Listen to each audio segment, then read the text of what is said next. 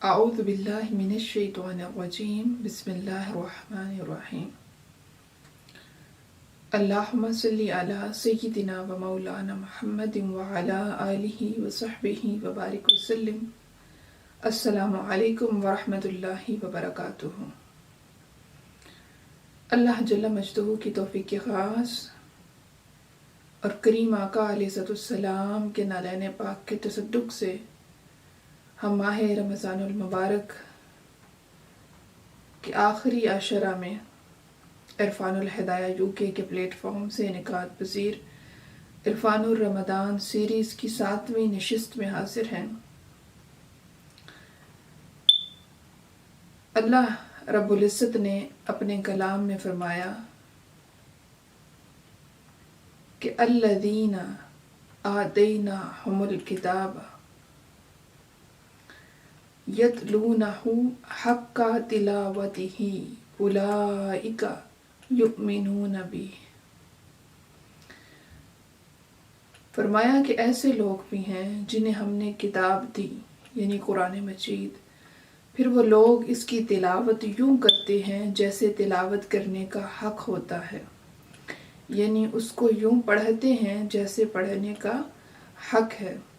یہی لوگ ہیں جنہوں نے اس پر ایمان لانے کا بھی حق ادا کیا۔ اسی طرح اللہ رب العزت نے آقا علیہ السلام کی بعثت کا مقصد بیان کرتے ہوئے قرآن مجید میں 4 مقاصد بیان کیے، اور چاروں میں ہر جگہ سب سے پہلے آقا دو جہاں صلی اللہ علیہ وسلم کی تشریف آوری کا مقصد یہ بیان کیا کہ یہ تمہارے اوپر ہماری کتاب کی آیات تلاوت فرماتے ہیں۔ قرآن کی آیات کی تلاوت کو آقا دو جہاں صلی اللہ علیہ وسلم کا منصب قرار دے دیا گیا۔ ہم قرآن پاک کی تلاوت کثرت سے کریں گے تو آقا علیہ السلام کے اس منصب سے فیض پائیں گے۔ اسی طرح آقا دو جہاں صلی اللہ علیہ وسلم کا دوسرا منصب فرمایا کہ وہ کتاب کی تعلیم دیتے ہیں، لہٰذا قرآن مجید فرقان حمید کی تلاوت اور اس کی تعلیم یہ آقا دو جہاں کے منصب نبوت کا حصہ ہے۔ اگر قرآن مجید سے ربط اور تعلق پیدا کریں گے، اگر قرآن مجید کی تلاوت کریں گے، اس کا ترجمہ پڑھنے کی کوشش کریں گے، قرآن مجید کو سمجھیں گے، تو یہ آقا دو جہاں کے مناصب جلیلہ میں سے فیض ہے، حصہ اور برکت ملے گی۔ گویا قرآن بارگاہ رسالت سے بھی جوڑتا ہے اور قرآن اللہ رب العزت کی بارگاہ سے بھی جوڑتا ہے۔ پھر قرآن مجید میں اللہ رب العزت نے 7ویں پارے کے آغاز میں بڑے پیار کی بات کرتے ہوئے کچھ سچے عیسائی اہل کتاب کی تعریف کی اور فرمایا کہ یہی وجہ ہے ان میں سے بعض سچے عیسائی جب اس قرآن کو سنتے ہیں جو آقا دو جہاں کی طرف اتارا گیا تو آپ ان کی آنکھوں کو اشک ریز دیکھتے ہیں۔ یہ آنسوؤں کا چھلکنا اس حق کے باعث ہے جس کی انہیں معرفت نصیب ہو گئی۔ ساتھ یہ عرض کرتے ہیں، اے ہمارے رب، ہم تیرے بھیجے ہوئے حق پر ایمان لے آئے، سو تو ہمیں بھی حق کی گواہی دینے والوں کے ساتھ لکھ لے۔ یعنی جب وہ بعض عیسائی قرآن مجید فرقان حمید کو سنتے ہیں تو ان کی آنکھیں آنسوؤں سے بھر جاتی ہیں اور آنسو گرنے لگ جاتے ہیں۔ معلوم ہوا کہ اللہ رب العزت کو ان کے رونے کی کیفیت اتنی پسند آ گئی کہ قرآن مجید کا مضمون بنا دیا اور انہیں توفیق نصیب ہوئی کہ وہ ایمان لے آئیں، انہوں نے حق کو پہچان لیا۔ اللہ رب العزت نے یہ بھی فرمایا کہ جو ایمان والے ہیں ان کی علامات یہ ہیں کہ جب وہ قرآن کو سنتے ہیں تو ان کے ایمان بڑھ جاتے ہیں، لہٰذا کوئی کمزوری جو ہمارے ناقص عمل کی وجہ سے رہ جاتی ہے وہ قرآن کی آیتوں کی تلاوت سے ختم ہو جاتی ہے۔ یہی وجہ ہے کہ جب وہ قرآن کا ذکر سنتے ہیں تو ان کے دل لرز جاتے ہیں، جس کے بارے میں ایک اور مقام پر اللہ رب العزت نے فرمایا کہ ایمان والے تو صرف وہی لوگ ہیں جب ان کے سامنے اللہ کا ذکر کیا جاتا ہے تو ان کے دل اس کی عظمت و جلال کے تصور سے خوف زدہ ہو جاتے ہیں، اور جب ان پر اس کی آیات تلاوت کی جاتی ہیں تو وہ کلام محبوب کی لذت انگیز اور حلاوت آفریں باتیں ان کے ایمان میں زیادتی کر دیتی ہیں۔ یعنی جب ان پر اللہ کی آیات کو تلاوت کیا جاتا ہے تو آیتیں ان کے ایمان کو بڑھا دیتی ہیں۔ پھر اللہ رب العزت نے فرمایا میں نے تمہارے پاس 2 چیزیں بھیجی ہیں، فرمایا قد جاءکم من اللہ نور و کتاب مبین، سورہ المائدہ میں، کہ بے شک تمہارے پاس اللہ کی طرف سے ایک نور یعنی آقا دو جہاں صلی اللہ علیہ وآلہ وسلم اور ایک روشن کتاب یعنی قرآن مجید۔ اس آیت مبارکہ میں اللہ رب العزت نے آقا دو جہاں صلی اللہ علیہ وآلہ وسلم کو نور فرمایا کہ اللہ کی طرف سے تمہارے پاس ایک نور آیا ہے اور دوسری روشن کتاب آئی ہے، مراد قرآن مجید، فرقان حمید۔ گویا اللہ تعالیٰ نے ان دونوں کو نور ہدایت کا سرچشمہ قرار دیا، اور پھر سورہ آل عمران میں فرمایا کہ وَكَيْفَ تَكْفُرُونَ وَأَنْتُمْ تُتْلَى عَلَيْكُمْ آیات اللہ وَفِيكُمْ رَسُولُهُ، فرمایا کہ اور تم اب کس طرح کفر کرو گے حالانکہ تم وہ خوش نصیب ہو کہ تم پر اللہ کی آیتیں تلاوت کی جاتی ہیں اور تم میں خود اللہ کے رسول صلی اللہ علیہ وآلہ وسلم موجود ہیں۔ ارشاد فرمایا کہ لوگوں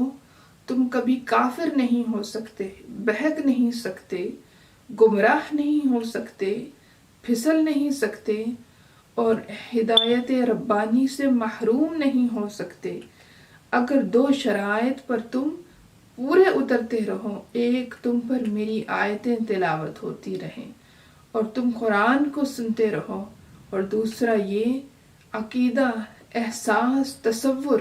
اور کیفیت تمہاری رہے کہ آقا دو جہاں ہمارے اندر موجود ہیں، یعنی رسول ہم میں موجود ہیں۔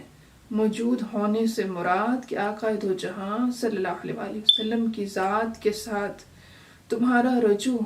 ربط اور تعلق زندہ و تابندہ ہونا چاہیے، یعنی آقا علیہ السلام سے لیونگ ریلیشن شپ رکھو۔ ایسے داستانی، حکایتی اور روایتی تعلق نہ رکھو بلکہ حقیقی تعلق رکھو۔ فیکم کا مطلب یہ ہے کہ زندہ تعلق رکھو تاکہ تمہیں احساس ہو کہ ہم آقا دو جہاں سے جڑے ہوئے ہیں اور ان کی برکتیں نصیب ہوں گی۔ پھر فرمایا اگر ہدایت کے ان 2 چشموں پر تمہاری نگاہ رہے اور تمہارا عمل رہے اور تمہارا ہاتھ رہے اور تمہارا تمسک رہے تو تم کبھی گمراہ نہیں ہو سکتے۔ پھر اللہ رب العزت نے قرآن مجید کے لیے کہا، فرمایا سورہ بنی اسرائیل میں کہ ان ھذا القرآن یہدی للتی ہی اقوام، فرمایا کہ بے شک یہ قرآن اس کی طرف رہنمائی کرتا ہے جو سب سے درست ہے۔ گویا اگر کوئی چاہتا ہے ایسی پختہ راہ پر چلے اور ایسی پکی راہ پر چلے جہاں پھسلن نہ ہو، جہاں انسان دب نہ جائے، جہاں بہک نہ جائے، اور چاہتا ہے کہ پختہ ہدایت کی راہ پر چلتا رہے، تو فرمایا یہ قرآن ہے جو تمہیں عطا کر دیا گیا، اور دوسرا وفیکم رسول، اور ہاتھ دامن مصطفیٰ پر رہے، پھر تمہیں دنیا کی کوئی طاقت بہکا نہیں سکتی۔ معزز سامعات، یہی مشن منہاج القرآن کا مشن ہے۔ منہاج القرآن کے مشن کے یہ 3 تمسکات ہیں۔ اگر ایک جملے میں مکمل کروں تو یوں کہ دھیان صرف مولا کی طرف رہے، ہاتھ ताशतारे कायनात के दामन और कदमों पर रहे और रास्ता कुरान का रहे, फिर दुनिया की कोई ताकत आपको राह मुस्तकीम से हटा नहीं सकती। और अल्हम्दुलिल्लाह यही मिशन है मिनहाजुल कुरान का, जिसमें ये 3 तमस्सुकात रुजू इलल्लाह, रुजू इलर रसूल और रुजू इलल कुरान अपने शबाब पर यकजा हैं। सैयदना उस्मान गनी रज़ियल्लाहु ताला अन्हु से रिवायत है, आक़ाए दो जहां सल्लल्लाहु अलैहि वसल्लम ने फरमाया कि खैरुकुम मन तअल्लमल कुरान व अल्लमहु। बुखारी शरीफ में फरमाया कि तुम में से सबसे अफजल और बरगुज़ीदा शख्स वो है जो कुरान मजीद सीखे और दूसरों को सिखाए, यानी जो शख्स कुरान पढ़े और दूसरों को पढ़ाए, खुद समझे और दूसरों को समझाए। ऐसे शख्स को आका अलैहिस्सलाम ने उम्मत में सबसे आला और ऊंचे दर्जे का बरगुज़ीदा करार दिया। उम्मुल मोमिनीन सैयदा आयशा सिद्दीक़ा रज़ियल्लाहु ताला अन्हा रिवायत करती हैं कि आका अलैहिस्सलाम ने फरमाया, जो शख्स कुरान मजीद में माहिर हो वह उन फरिश्तों के साथ रहता है जो मुअज़्ज़ज़ और बुज़ुर्ग हैं, यानी कुरान के माहिर को फरिश्तों की मजलिस और हमनशीनी मिलेगी और उसका मस्कन उनके साथ होगा। और फरमाया कि और जिस शख्स को कुरान मजीद पढ़ने में दुश्वारी होती है और अटक अटक कर पढ़ता है और इस दुश्वारी के बावजूद वो कुरान मजीद की तिलावत जारी रखता है, उसके लिए 2 गुना अजर है। वो लोग जो उम्र के ऐसे हिस्से में हैं जहाँ वो कुरान न पढ़ सकते हों और कुरान मजीद खोल कर सिर्फ उसकी ज़ियारत कर लें, वो भी अजर से महरूम नहीं होंगे, क्योंकि कुरान मजीद किसी को महरूम अजर नहीं रहने देता। शर्त सिर्फ ये है कि उससे ताल्लुक़ जोड़ें और उसकी तरफ रजू करें। क़यामत वाले दिन कुरान मजीद अपने पढ़ने वालों की सिफारिश करेगा। हज़रत अबू उमामा रज़ियल्लाहु ताला अन्हु रिवायत करते हैं कि आक़ाए दो जहां सल्लल्लाहु अलैहि वसल्लम ने फरमाया कि लोगों कुरान मजीद पढ़ा करो, क्योंकि वो क़यामत के दिन अपने पढ़ने वालों की शफाअत करेगा। जिन जिन को इसने शफाअत है उनमें से हर कोई अपनों की शफाअत कर रहा होगा। और कुरान मजीद को भी अल्लाह रब्बुल इज़्ज़त ने इज़्ने शफाअत से नवाजा है, लिहाजा वो भी अपने पढ़ने वालों की शफाअत करेगा। इसी तरह माह रमज़ानुल मुबारक के रोज़ों को भी इसने शफाअत दिया गया है। गोया एक तरफ कुरान मजीद खड़ा होगा, दूसरी तरफ रमज़ान के रोज़े होंगे। जब रोज़ों की बारी आएगी तो अल्लाह रब्बुल इज़्ज़त फरमाएगा कि बोलो रोज़ादारों के साथ क्या करना है। अर्ज़ करेंगे बारी ताला इन सारों को बख्श दे, चूँकि जब रमज़ान आया तो उन्होंने हमारी कद्र की थी। फिर कुरान बोलेगा बारी ताला इनको हमारे साथ जन्नत में भेज दे, क्योंकि ये ज़ौक़ व शौक़ से मुझे पढ़ा करते थे। फिर आका अलैहिस्सलाम ने फरमाया, जिसने अल्लाह की किताब से एक हर्फ पढ़ा उसके लिए 1 नेकी है और ये नेकी 10 गुना होती है। मैंने ये नहीं कहा कि अलिफ लाम एक हर्फ है, बल्कि अलिफ एक हर्फ है, लाम एक हर्फ है और मीम एक हर्फ है। लिहाजा हर हरफ पर 10 नेकियां हैं। सिर्फ अलिफ लाम मीम कहा तो 30 नेकियां अता हुई। हज़रत अब्दुल्ला बिन अब्बास रज़ियल्लाहु ताला अन्हु रिवायत करते हैं, आका अलैहिस्सलाम ने ये भी फरमाया कि कुरान से खाली सीना वीरान घर की मिसल है। यानी जिस शख्स ने छोटी बड़ी चंद सूरतें भी याद नहीं की, कुरान को पढ़ा ही नहीं, फरमाया उसकी हालत वही है जो वीरान और तबाहशुदा घर की होती हैं। हज़रत अब्दुल्ला बिन उमर रज़ियल्लाहु ताला अन्हु रिवायत करते हैं कि आक़ाए दो जहां सल्लल्लाहु अलैहि वसल्लम ने फरमाया قیامت کے دن قرآن پڑھنے والے سے کہا جائے گا کہ پڑھتا جا اور ترقی کی منازل طے کرتا جا، اس طرح ٹھہر ٹھہر کر پڑھ جس طرح دنیا میں ٹھہر ٹھہر کر پڑھتا تھا، تیری منزل اس آخری آیت کے پاس ہے جو تو پڑھے گا۔ یعنی کہا جائے گا کہ ایسے ذوق و شوق سے پڑھ جیسے دنیا میں پڑھا کرتا تھا، جہاں آخری آیت کی تلاوت ختم کرے گا وہ جنت میں تیرا مقام ہوگا۔ گویا فرمایا جا رہا ہے تیرے لیے مقام مقرر ہی نہیں، جتنا قرآن پڑھ کر اوپر جا سکتا ہے، منزل پا سکتا ہے، ترقی کر سکتا ہے، جہاں تلاوت ختم کرے گا وہی تیرا درجہ ہوگا۔ پھر حضرت ابو ہریرہ رضی اللہ تعالیٰ عنہ روایت کرتے ہیں کہ کریم آقا علیہ السلام نے فرمایا، روز قیامت صاحب قرآن پڑھنے اور عمل کرنے والا آئے گا تو قرآن کہے گا اے رب اسے زیور پہنا، تو صاحب قرآن کو عزت کا تاج پہنایا جائے گا۔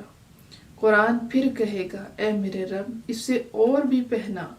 تو اسے عزت و بزرگی کا لباس پہنا دیا جائے گا۔ پھر کہے گا اے میرے مولا اس سے راضی ہو جا، اس کی تمام خطائیں معاف کر دے، تو اللہ رب العزت اس شخص سے راضی ہو جائے گا اور اس سے کہا جائے گا کہ قرآن پڑھتا جا اور جنت کے زینے چڑھتا جا، اللہ رب العزت ہر آیت کے بدلے میں اس کی نیکیاں بڑھاتا چلا جائے گا۔ حدیث رسول صلی اللہ علیہ وسلم میں یہ بھی ہے کہ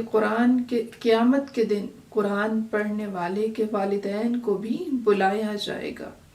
اور فرمایا جائے گا کہ ان کو لباس کرامت پہناؤ، اور ان کو بھی تاج کرامت اور لباس عزت و اکرام پہنایا جائے گا، اور اس میں سے نور کی شعائیں نکل رہی ہوں گی، وہ ایک دوسرے کو دیکھیں گے، لوگ ایک دوسرے سے پوچھیں گے آپ بتائیں ہم نے کوئی ایسا نیک عمل کیا ہی نہیں، پھر یہ عزت و اکرام ہمیں کس لیے دیا جا رہا ہے؟ وہ کہیں گے کہ سمجھ نہیں آ رہی، ہم تو گنہگار تھے، اتنی عزت اتنی تکریم کس مقصد سے؟ تب اللہ رب العزت کی بارگاہ سے فرشتوں کو حکم ہوگا کہ انہیں جواب دو۔ پھر انہیں بتایا جائے گا کہ یہ تاج تمہیں تمہارے کسی عمل کی وجہ سے نہیں پہنایا گیا، بلکہ صرف اس لیے کہ تم نے اپنے بچوں کو قرآن مجید پڑھایا تھا، تمہارا بچہ قرآن پڑھتا تھا، اس کے قرآن پڑھنے کے صلے میں اس کی عزت تمہیں بھی عطا کی گئی کہ تم قرآن مجید پڑھنے والے کے والدین ہو۔